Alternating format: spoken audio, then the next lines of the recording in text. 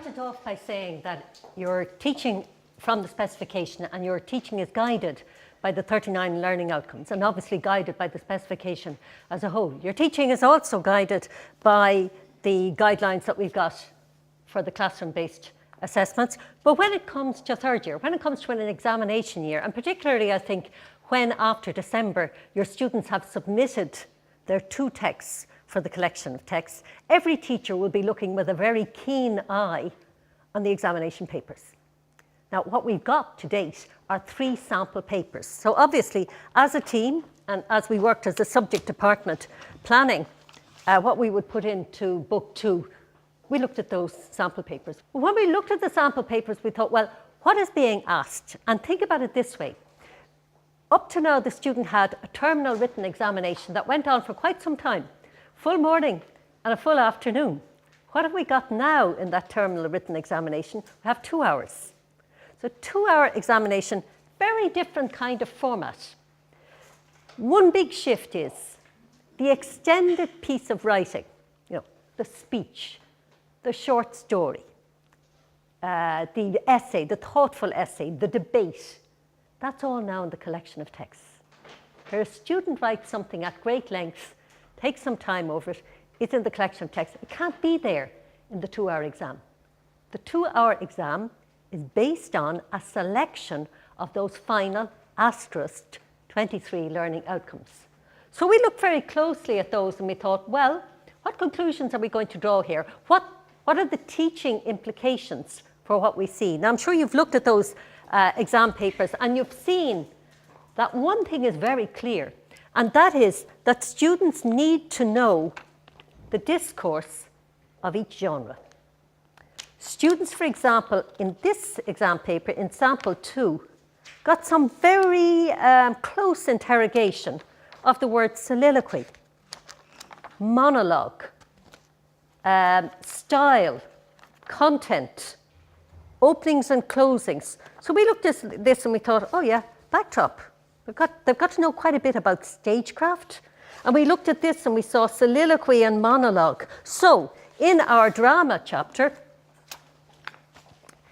and in fact, in all of these chapters, if you look at the very beginning of each chapter, the first thing that has to be done is learn the terms. Students have to be able to speak drama. So if you look on page 321, which is the beginning of drama through the ages, we have the learning intention stated there. So they're going to learn about character and lighting and props and dialogue and gesture and costume, all of the language that they need to write about and speak about drama. And the first thing that happens here and in poetry and in novel and in short stories is they get the vocabulary.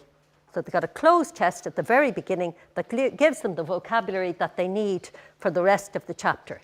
Now, because of the situation where, as you know, at higher level, the student must study a full Shakespearean play and an extract.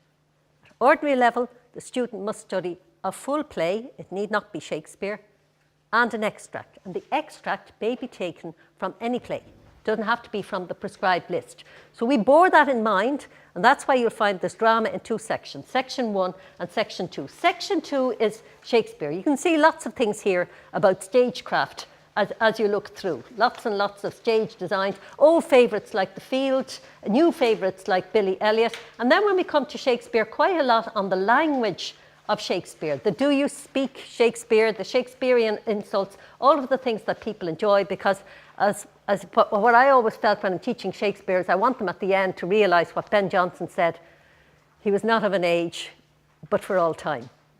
And I really want them to have that sense that he was for all time. So you'll find pictures of Portia and Nerissa in a Las Vegas stage set, which I think was a wonderful American idea. But you'll also find some very close interrogation of the word soliloquy.